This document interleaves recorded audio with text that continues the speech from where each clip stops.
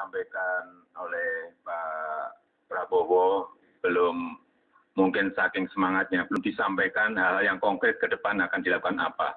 Kemudian yang kedua juga belum dijawab mengenai masalah diskriminasi. Tadi juga ditanyakan oleh Pak Yusuf Kalla, juga belum dijawab karena terlalu semangatnya menjawab masalah hak asasi manusia. Oleh sebab itu kami mohon agar ini lebih diberikan perhatian lagi masalah pertanyaan yang disampaikan oleh Bapak Yusuf Kalla. Pak Yusuf Kalla mau ditambahkan? Ya, terima kasih tadi atas beberapa penjelasannya. Maaf Pak, tadi saya masalah diskriminasi dan sebelum diskriminasi. Diskriminasi dan bagaimana konkretnya? Ya, bagaimana konkretnya, pelaksanaan konkretnya. Ada dua hal yang belum. Apa? Pak Yusuf Kalla mau Ya. menambahkan? Masih ada punya waktu 2 menit. Pak Prabowo, terima kasih atas dari penjelasannya. Pertanyaannya lebih minta penjelasan lagi. Bapak tadi mengatakan bahwa semua pelanggar itu pakai bom. Apakah tahun 98 itu? Tidak semua. Saya tidak semua ya. Pak Jelas Prabowo, tidak semua pakai bom. Oke. Jadi tidak semua diletakkan dengan alasan bom, gitu Pak ya? Pak Yusuf Kalla, mohon pertanyaannya jangan langsung direct, tetap pada saya, nanti akan saya persilakan. Begitu juga Pak Prabowo, mohon ya. Oke. Silakan Pak, silakan dilanjutkan. Masih ada punya waktu 1 menit. Iya. Jadi tidak semua pelanggaran HAM itu karena bom. Jadi tentu tidak semua harus dilakukan dengan kekerasan balik, gitu Pak ya. Kedua pertanyaannya, Bapak mengatakan tadi terserah penilaian atasan. Apakah penilaian atasan Bapak waktu itu? Minta maaf karena saya tidak menganggap waktu itu, tapi Bapak menjawab tadi begitu.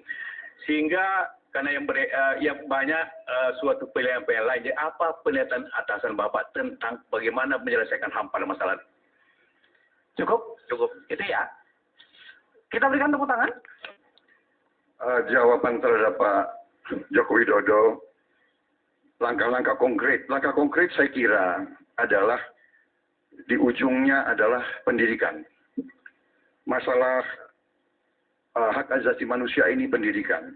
Pendidikan di semua sektor, pendidikan di semua aparat, ya, pendidikan juga kepada pejabat-pejabat.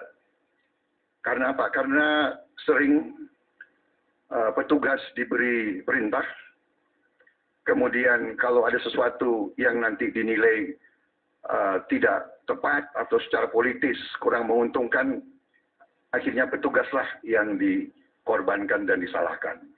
Jadi ujungnya adalah pendidikan, dan pendidikan membutuhkan investasi. Tentang diskriminasi saya kira kita sudah sepakat, kita harus melawan diskriminasi, tapi ujungnya kembali pendidikan. Jadi seluruh urusan itu pendidikan. Kepada Pak Yusuf Kalla, saya sudah jawab tadi, kita bertanggung jawab kepada atasan kita, penilaiannya ya atasan kita. Kalau Bapak ingin tanya, tanyalah atasan saya waktu itu. Ada yang mau disampaikan lagi, Pak Hatta Rajasa? Barangkali Ya. masih ada waktu 1. Saya kira tadi yang disampaikan, ditanyakan Pak Yusuf Kalla kepada saya soal diskriminatif dan Pak Jokowi juga, memang salah satu hal yang paling mendasar menyangkut hak-hak warga negara kita adalah jangan sampai ada diskriminatif dalam perlakuan hukum. Karena konteksnya tadi konteks hukum. Istilahnya jangan tumpul ke atas, tajam ke bawah. Itu diskriminatif. Mereka harus sama di muka hukum, siapapun. Dan tidak boleh, apapun latar belakangnya, apapun pendidikannya, apapun agama yang dianutnya, tidak boleh ada diskriminatif di negara Pancasila ini.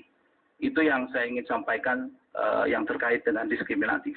Jadi kita apabila diberi amanat oleh rakyat, diberikan mandat, maka kami akan mencermati betul hal-hal yang berkaitan dengan masalah-masalah diskriminatif di banyak sektor saat ini. Apakah akses-akses kepada sumber-sumber kemakmuran? Apakah akses-akses kepada pendidikan? Apakah akses-akses kepada sumber-sumber daya alam? Penggunaan lahan dan sebagainya. Masih banyak terjadi diskriminasi perlakuan terhadap warga negara kita. Oleh sebab itu ini menjadi perhatian kami yang sangat serius apabila mendapatkan mandat dari rakyat. Terima kasih. Cukup, Pak?